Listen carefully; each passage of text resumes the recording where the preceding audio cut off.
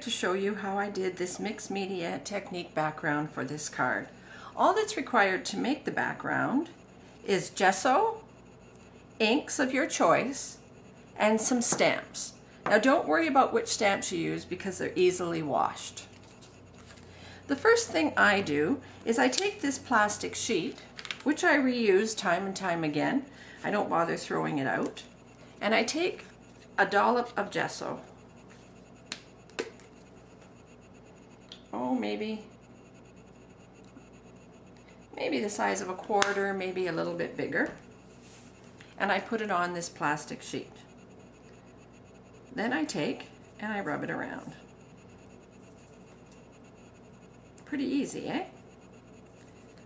Okay, once you have it all rubbed around, you're going to take a piece of white cardstock and your various stamps, and you're going to stamp with the gesso.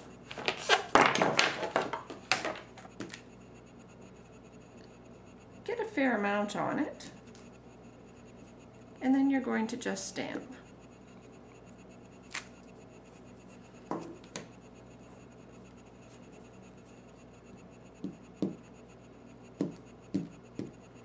You can go off your paper. If you're worried that you have too much gesso on, you can stamp off and then go back on your paper. You can apply even pressure, uneven pressure, whatever you want.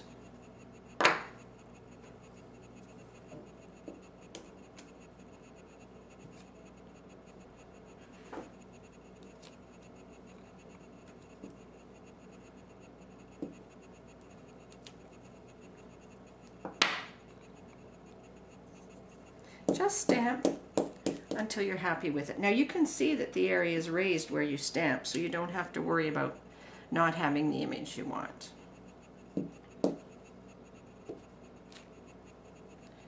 And there we go. Now that's step one.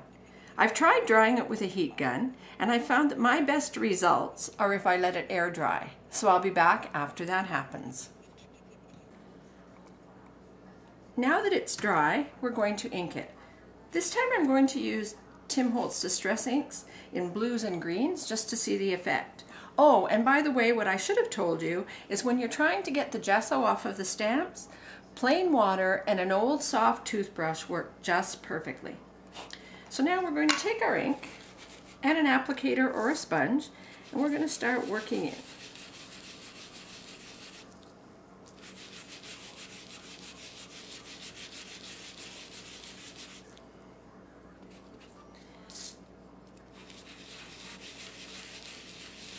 That's all we're going to do is ink it up. Now I'm using one applicator for the blues and one for the greens. You can see wherever the gesso was, it's raised.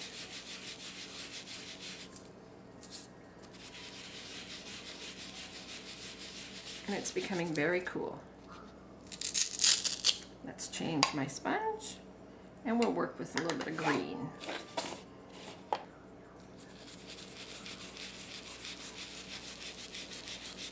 Don't forget for the first layer to work starting off of your paper.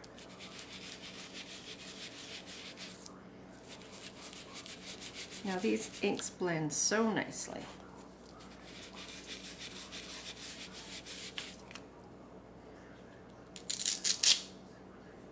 Oops, sorry. We're going to use a little bit of a different ink.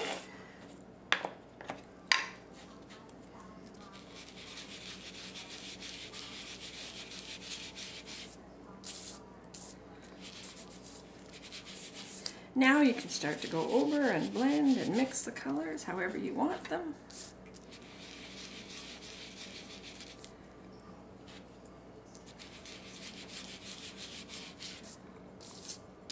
And you see you have this really, really, really cool background.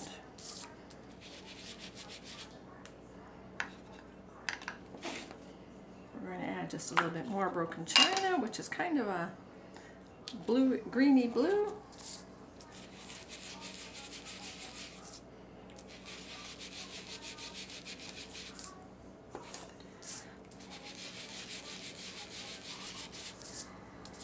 you have the colors that you like, you can stop inking. I'm going to stop right there because I don't think I want to muddy it up too much.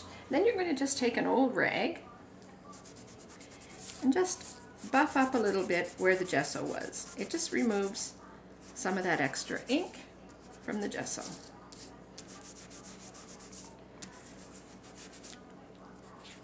And there you have a cool background.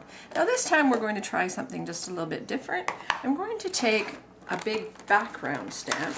In this case it's a sanded one. I'm going to ink it with StazOn. I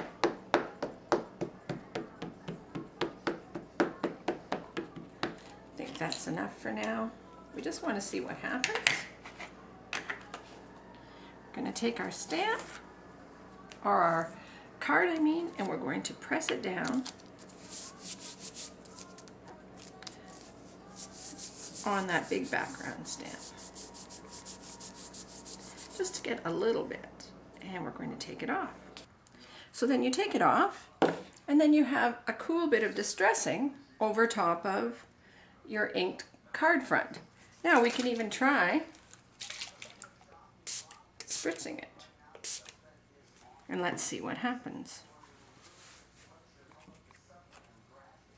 And you'll see that the water is wicking the ink away, and we have a little bit of a splotchy effect too. I hope that's inspired you to try this sort of mixed media background or to experiment with your stamping. Thanks for stopping by.